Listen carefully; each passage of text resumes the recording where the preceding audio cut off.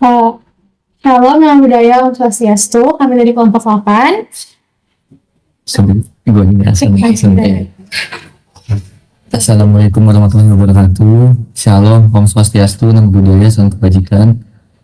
Kami dari kelompok 8. Ingin mewawancarai salah satu dari perwakilan anggota paguyuban Sastra Jendro, di mana beliau adalah Pak Sumardi sebagai ketua 2 Paguyuban Sastra Jendro Hayuningrat Pangkaten Tinggi. Baik, terima kasih. Assalamualaikum warahmatullahi wabarakatuh. Rahayu, rahayu, rahayu.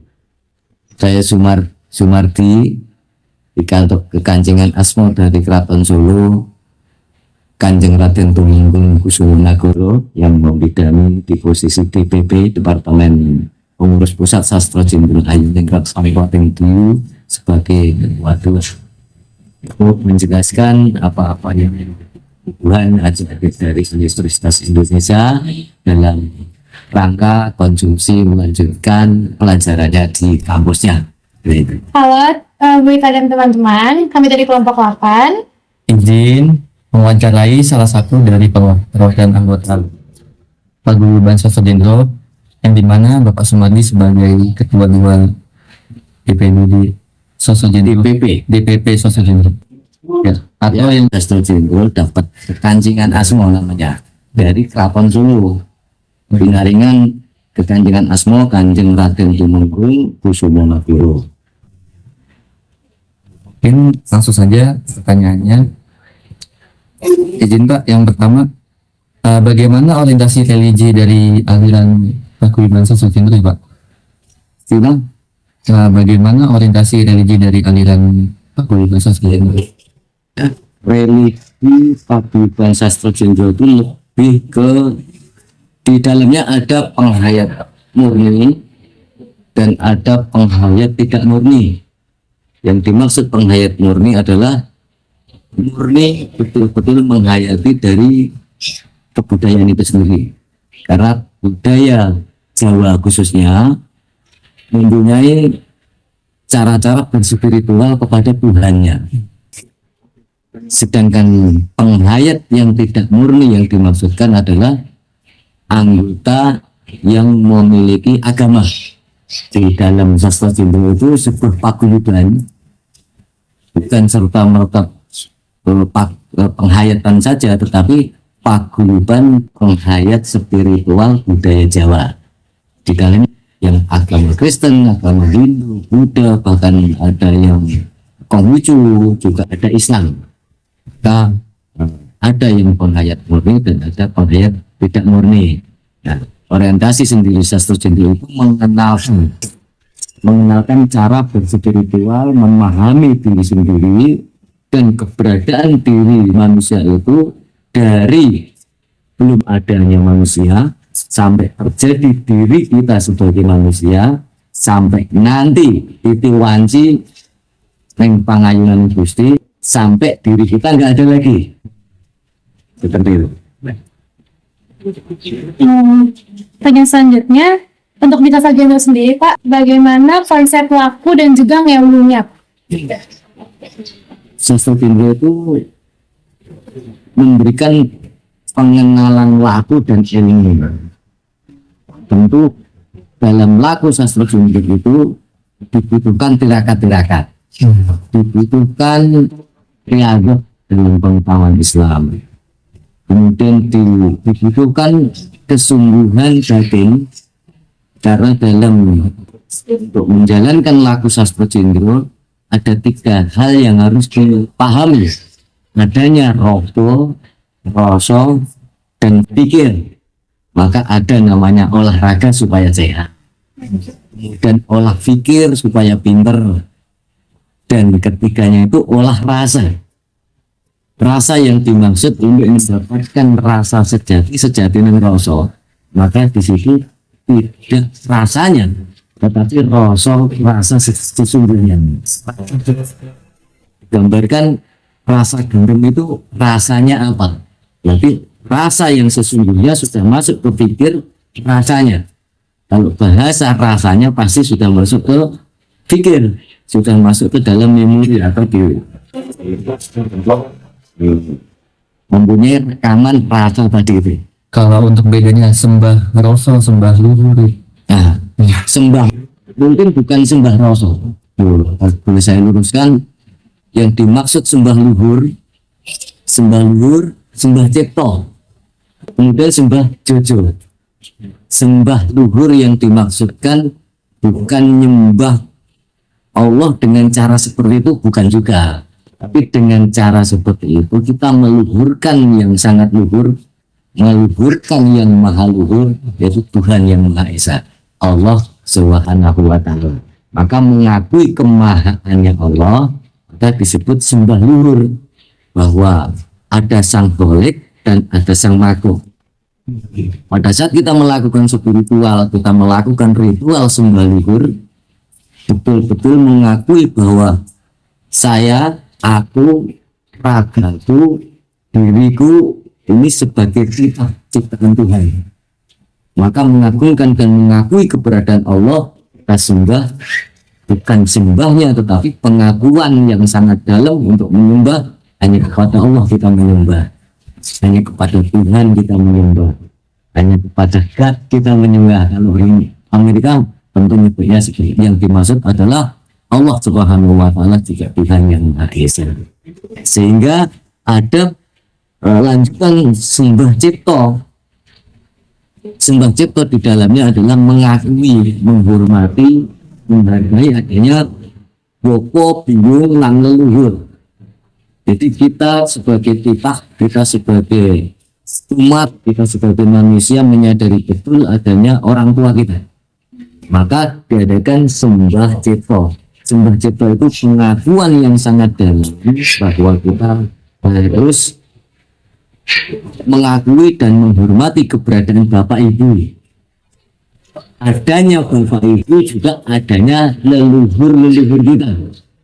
Maka kemudian diturunkan adanya leluhur-leluhur kita bisa menjadi wasilah adanya Bapak Ibu kita.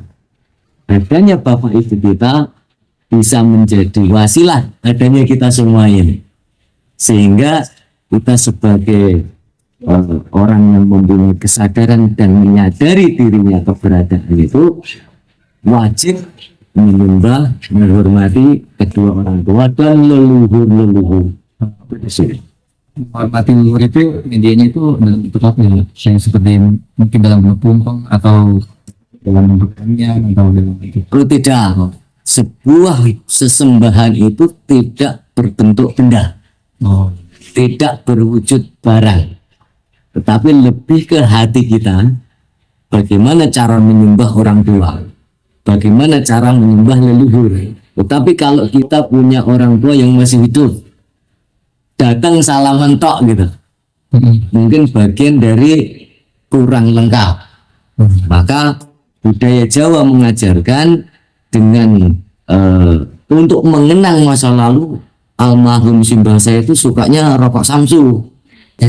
Berarti Ada yang sampai sebegitunya tuh dalam pemahaman sebetulnya mengenang kesukaan masa lalunya apa. dikasih Tunjukan air kopi hitam manis pahit, teh hitam manis pahit, itu sebetulnya memberikan suguhan yang lengkap semasa hidupnya dulu. Kita memberikan kunjungan kepada para sesepuh-sesepuh. Dan untuk bentuk penyembahan kepada orang tua atau leluhur bukan benda yang dibutuhkan, bukan benda, tapi ketulusan dari batin kita. Sungguh-sungguh saya menghormati Bapak Ibu saya, sungguh-sungguh saya menghormati, menyembah leluhur saya. Yang nyambung sebetulnya dari dalam itu sendiri, bukan bendanya, bukan bendanya. Ini perlu diluruskan juga ya. Sekira seperti itu. Kemudian ada sembah jojo, bukan sembah rasa tadi itu, tapi sembah jojo.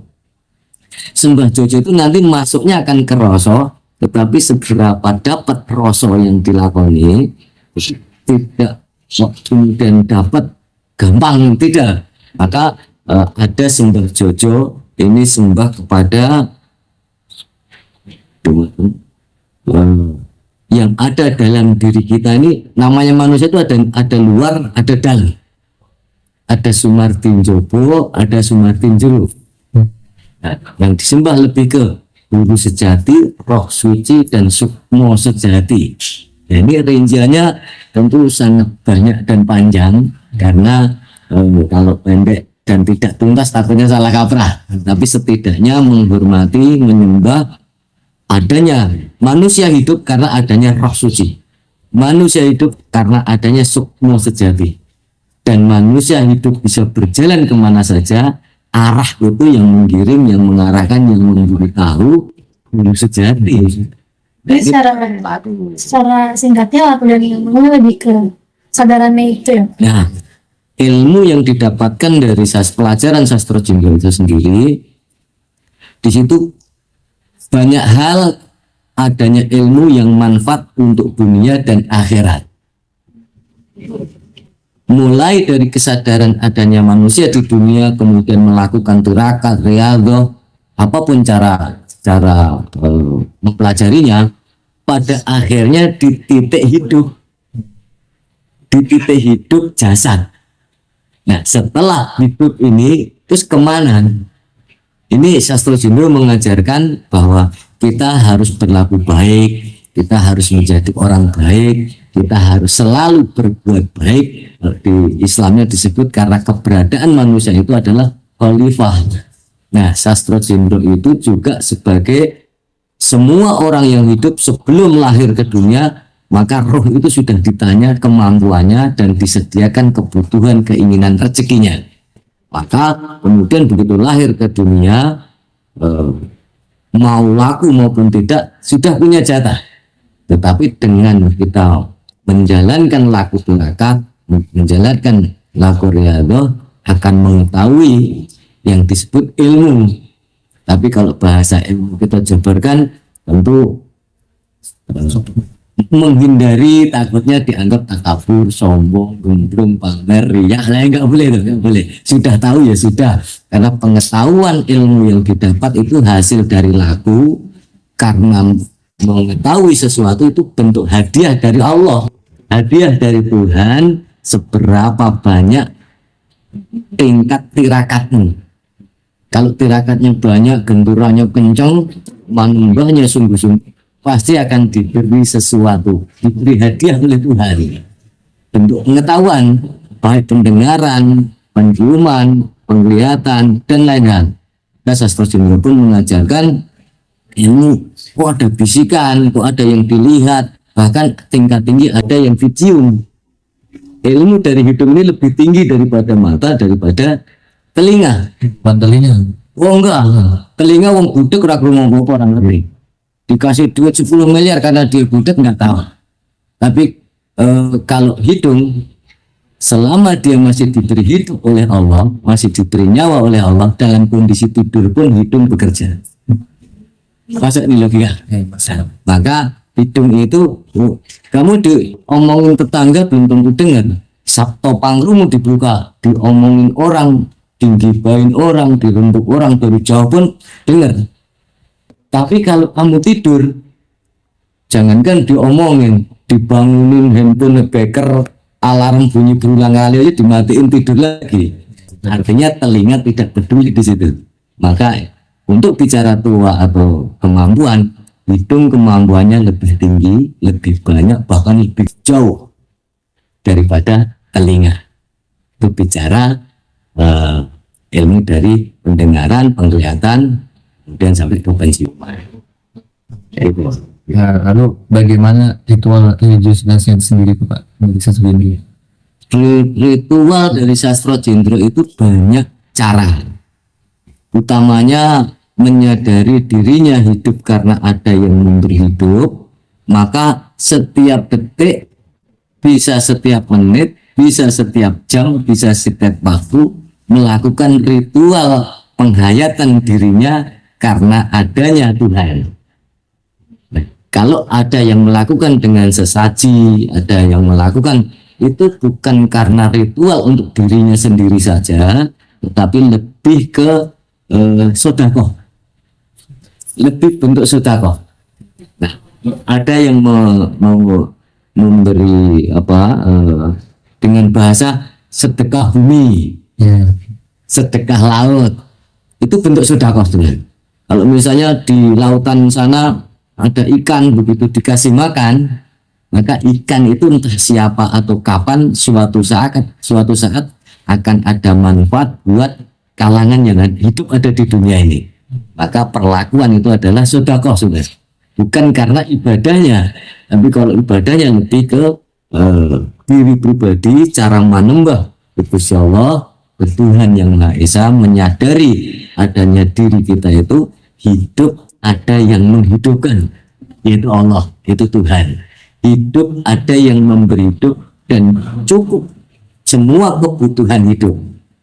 Manusia lebih ke dua hal lagi selain dari kebutuhan, juga keinginan. Ini pelajaran supranatural yang nempel dengan spiritual. Maka orang sering juga, sebagian besar saudara-saudara kita suka salah kaprah dalam menggunakan berspiritual digabung pada saat bersupranatural. Ya. Minta kebutuhan padahal masuk ke keinginan. Ini harusnya dipisah. Pada saat minta keinginan, di sana ada kebutuhan. Pada saat minta kebutuhan, padahal di situ nempel juga keinginan.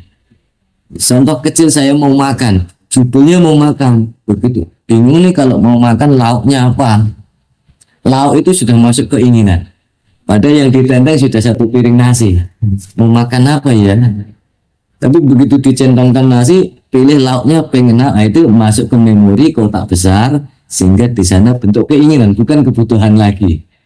Di split antara kebutuhan dan keinginan, maka ada perlakuan spiritual dan ada perlakuan supranatural.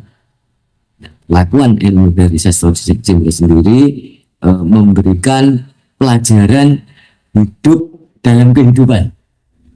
Sedangkan kehidupan di dalamnya ada yang hidup, maka kita hidupkan ini sanubari, batin kita ini kita hidupkan, kita gugah Sumartin Jopo, menggugah Sumartin Jero, supaya kehidupannya manfaat, di mana saja kita bermanfaat dan untuk siapa saja kita bermanfaat tanpa pandang bulu. Ada pertanyaan Mbak? Pertanyaan apa?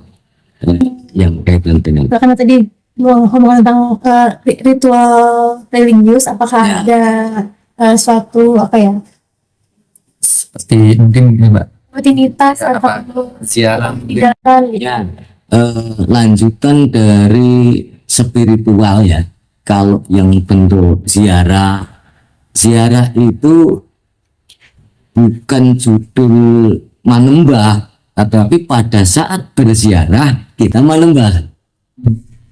Bukan bentuk rutinitas ibadah, tetapi pada saat kita ziarah ada muatan ibadah. Contoh kecil, kalau saya misalnya ziarah ke sebuah makam orang alim, makam orang besar, makam orang terkenal. Nah, di situ ada muatan nilai ibadah kepada Tuhan. Misalnya kalau orang Islam ke Mekah, ziarah ke makamnya Rasulullah, terus masuk lagi ke Hijr Ismail, masuk lagi ke Hajar Aswad sampai muter ke Ka'bah.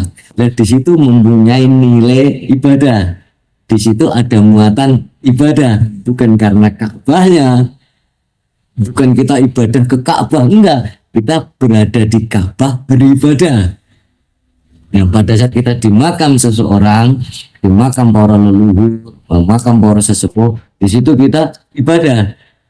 Bukan ibadah di makam, tapi di makam kita beribadah, kita berspiritual. Ya kan ini nih.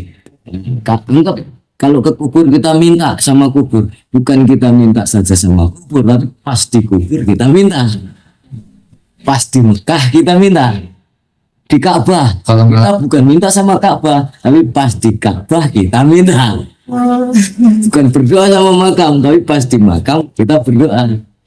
Bukan berdoa di Ka'bah sama Ka'bah, tapi pas di Ka'bah kita berdoa gitu. Kalau ngalap berkah itu gimana? Ngalap berkah itu lebih ke minta, Apakah itu sesuatu yang keliru atau tergantung. Maka ada pembahasan di sana, kalau bahasa Islamnya musyrik syirik. Itu sangat tergantung, tetapi saya tidak ingin mengomentari saudara kita sesepuh ataupun para senior, karena hak asasi manusia yang paling asasi adalah keyakinan. Hak asasi paling asasi itu keyakinan. Kalau ada yang bilang keyakinan saya begini, terus si A mengatakan saya lebih yakin begini, sama dengan agama itu ada beberapa, ada Islam, Hindu, Katolik, dan lain sebagainya. Masing-masing agama pasti pengikutnya merasa paling benar. Ini hak asasi nih. Nah, paling asasi karena adanya keyakinan, maka tidak bisa diganggu-gugat. Kalau berada di sebuah makam nalap barokah, versi saya lebih ke siapapun yang dimakamkan di tempat itu, siapapun yang berada di tempat itu, orang itu mempunyai daya besar, orang itu mempunyai energi besar semasa hidupnya.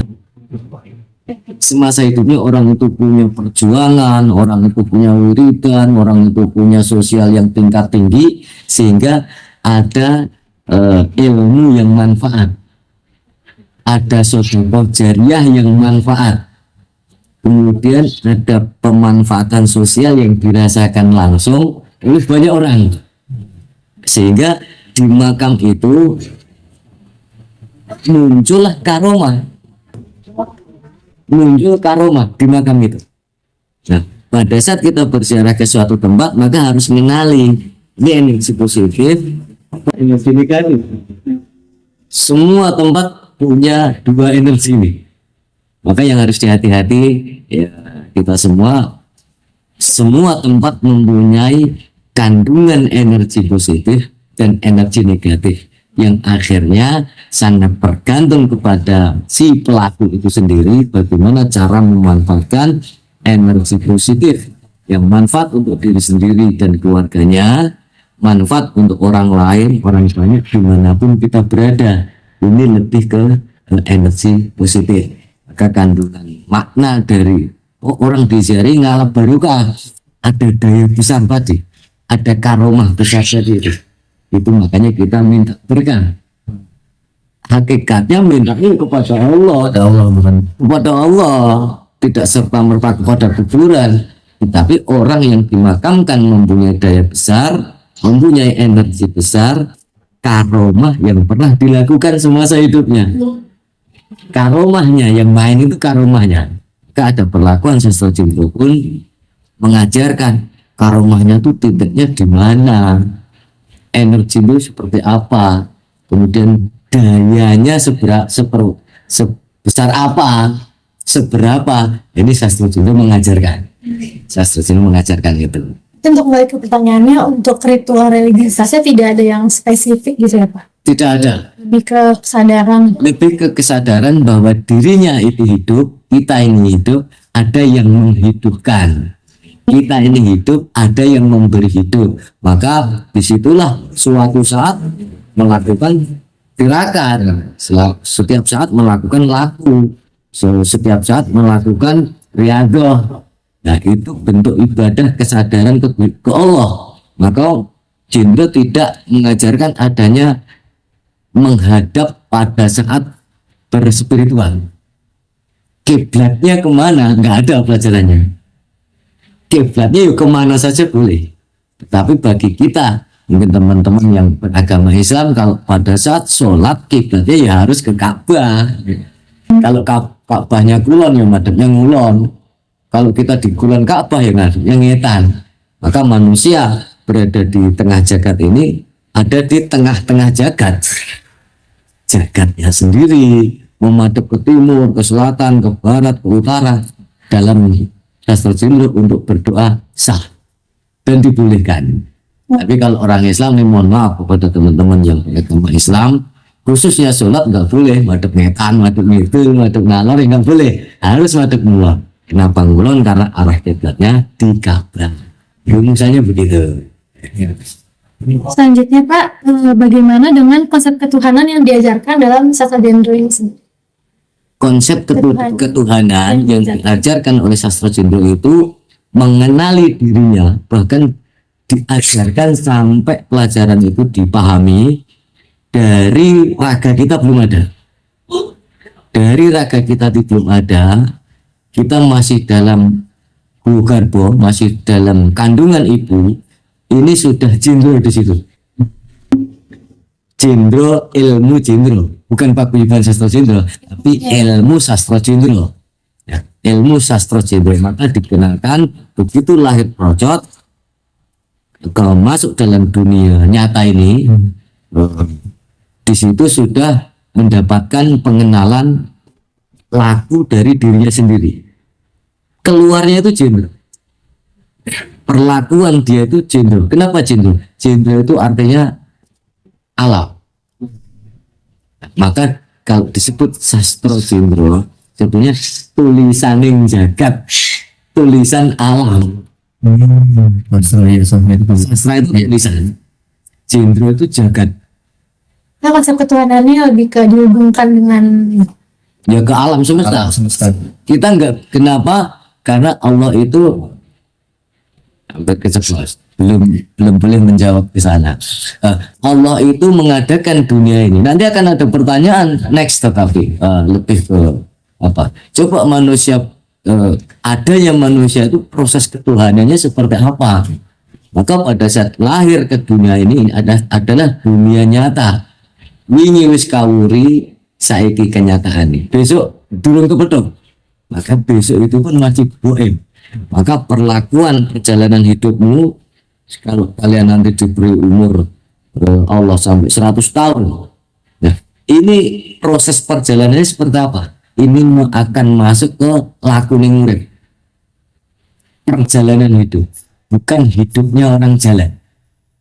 Pada saat orang hidup itu jalan, akan memiliki perjalanan hidup, nasibnya yang berbeda. Kita punya ilmu sama, sastra Jendro, pasti nasibnya beda-beda. Karena daya yang dilakukan dalam tirakat sangat beda.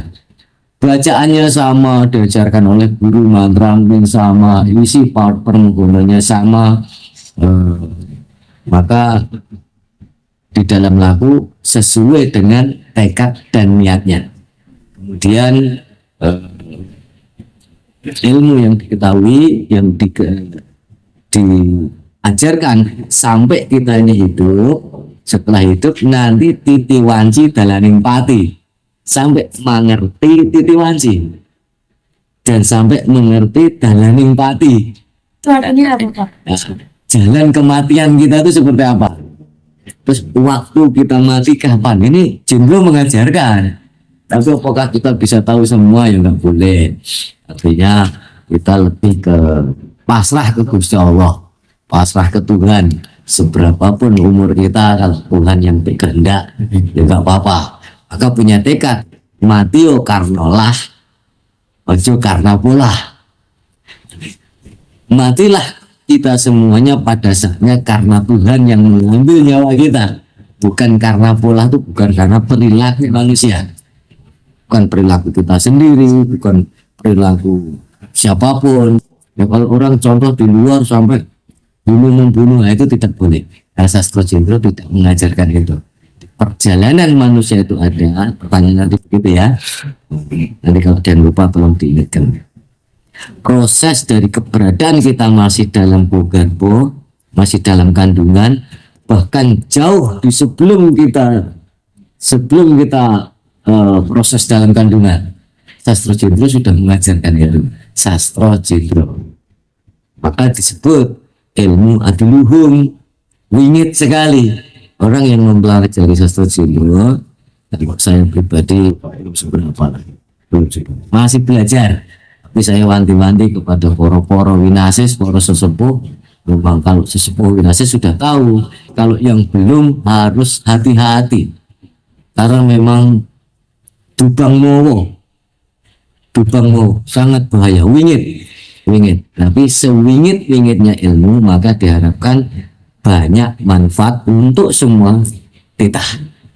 Semua titah. Ya, jawab.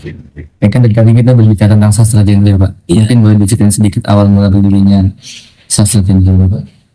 Ya, awal mula dari berdirinya Paguyuban Sastra Jendro Hayuningrat Pangklaten Biu berawal dari Romo Daru, guru besar kami, namanya Romo Daru, disebutnya Romo Daru, nama lengkapnya KPH, Kanjeng Pangeran Haryo Darudrio Sumodiningrat.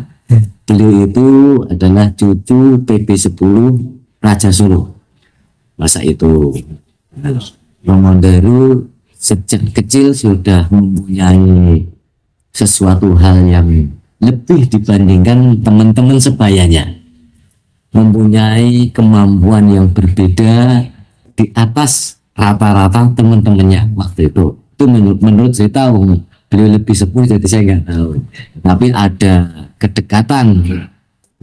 Waktu itu saya sempat mengikuti perjalanan Romo, sehingga Romo Daru semasa sugeng sempat bercerita dan menceritakan lakon hidupnya, sedikit diceritakan sampai beliau mengadakan laku tirakat, kemudian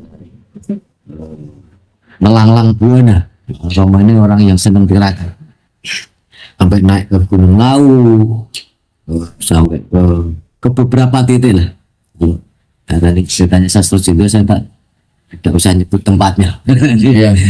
Setidaknya ada beberapa titik tempat yang dipilih Romo Daru waktu itu untuk ngenep ke ilmu nih. Untuk ngenep ke ilmunya itu sebelum mengajarkan ilmu kepada orang lain, maka ilmu itu dinepke dulu, sampai istilah kopi ini ampasnya itu turun dulu, Iya. tinggallah airnya. Maka pada saat ilmu itu sudah menep, ibaratkan kopi ini ampasnya sudah menep, contoh diminum, ampasnya tidak ke bawah. Nah, ini saya nyontohin ini karo ngelak ini. Lihat. Ini ilmu seperti itu. Maka ijazah atau wejangan seorang murid itu mempunyai hak untuk pakai ilmunya, tetapi belum punya hak untuk mengajarkan kembali. Nah, dalam sanad ilmu itu seperti itu. Maka robitoh sanad keilmuannya harus nyambung, sanadnya harus nyambung, robitohnya itu harus nyambung, sehingga tidak ada walad, tidak ada walad. Dalam pelajaran ilmu itu ada walad, ada walad. Sesuatu yang diperintah kok tidak dilakoni, kena walad itu. Sesuatu yang dilarang tapi kok malah dilakukan, bisa walad. Disebut walad. Bagi yang nyuruh beliau, ya, Romo Daru melakukan tirakat ke beberapa tempat. Setelah menep tahun 65 Romo Daru sudah ngejam. Itu Romo Daru masih usia belasan, belum mencapai 20. Karena beliau itu di usia 76. Tapi ingatan saya segar sekali. Romo cerita di usia masih sangat pagi Romo sudah ngejam. Nah, mulai dari tahun 65 itu berawal dari sahabat-sahabat dekatnya, konco main gitu, momentulan, diajarkan, ya namanya teman-teman baik, yang mana di penghujung perjalanan Romo pun sempat dawuh kepada teman dekatnya itu yang akhirnya menjadi santrinya, menjadi siswa, menjadi murid. Antara lain yang kami kenal Mbah Darno itu sebagai menjadi manggala. Manggala itu wakil yang boleh mengajarkan ilmu. Nah, ada satu ya, kalau di Solo itu ada namanya Mbah Ruspono. Mbah Ruspono itu dulu juga sahabat, menjadi murid. Beliau juga dipercaya untuk menyalurkan, mengembangkan ilmu itu, boleh mengajarkan. Yang lain belum, kalau belum ada palilah belum boleh. Disebut manggala. Selebihnya itu Romo belum pernah mencetak manggala, kecuali di penghujung Romo mau sowan Gusti Allah, mau itu sudah daftar beberapa yang mau dijadikan manggala. Iya. Allah punya kehendak lain. Ya, Amos itu sekarang dilanjutkan oleh putra pambarepnya, itu RMP Raden Mas Panji, KRMP Kanjeng Raden Mas Panji Joko Sangborno Sadanengkung, itu putra pambarep Romo, yang mana sekarang beliau menjabat sebagai ketua umum di Paguyuban Sastro Jendro, sekaligus guru besar untuk melanjutkan wejangan ilmu sastro Jendro Ayu Ningrat Pangklating Hiu. Beliau posisinya juga di Jakarta, termasuk saya pribadi mau ada tamu dari UI, Universitas Indonesia. Iya. Itu pun saya berkoordinasi laporan juga, dan beliau dawuh Kanjeng Ustadz saja katanya gitu ya, sebagai ketua dua. Nah, saya luruskan tadi, saya tambahkan ketua dua itu tidak sama dengan apa tuh, bukan wakilnya ketua satu, ya bukan begitu. Kalau ketua satu itu memulai organisasi dan kaderisasi, sebagai ketua dua membidangi kesejahteraan dan keuangan, kesra dan keuangan. Ada ketua tiga juga. Ketua tiga membawai budaya dan spiritual. Itu ketua tiga. Nah, semua di bawah ketua umum, selalu berkoordinasi. Nanti ada departemen-departemen lain sampai ke komplit. Kalau di dalam paguyuban sudah cukup lengkap flowchartnya, gambar organisasinya sudah dilengkapi sesuai bagan yang ada, dengan kaderisasinya, keuangannya, karena organisasi kita murni dari kita untuk kita, dari kita untuk kita, tanpa ada pemaksaan kepada anggotanya juga tidak ada, dan kita tidak banyak mengharap juga dalam hal yang di luar kemampuan anggotanya, sesuai kemampuan masing-masing untuk menghidupi organisasi itu sendiri. Iya. Baik Bapak, Iya. itu kita cukupkan mengenai ini. Semoga ilmu-ilmu yang diberikan Bapak dapat bermanfaat bagi teman-teman mahasiswa UI, khususnya Fakultas Ilmu Budaya dalam mata kuliah yang jauh ini. Baik, sama-sama. Setidaknya saya dukung semangat untuk adik-adik yang sedang belajar di Universitas Indonesia, lanjutkan pelajarannya dan semoga bermanfaat juga. Saya juga mohon maaf kalau ada hal yang kurang berkenan. Sambutan saya, apapun yang menjadi ilmu, semoga bermanfaat semua. Rahayu, rahayu, rahayu.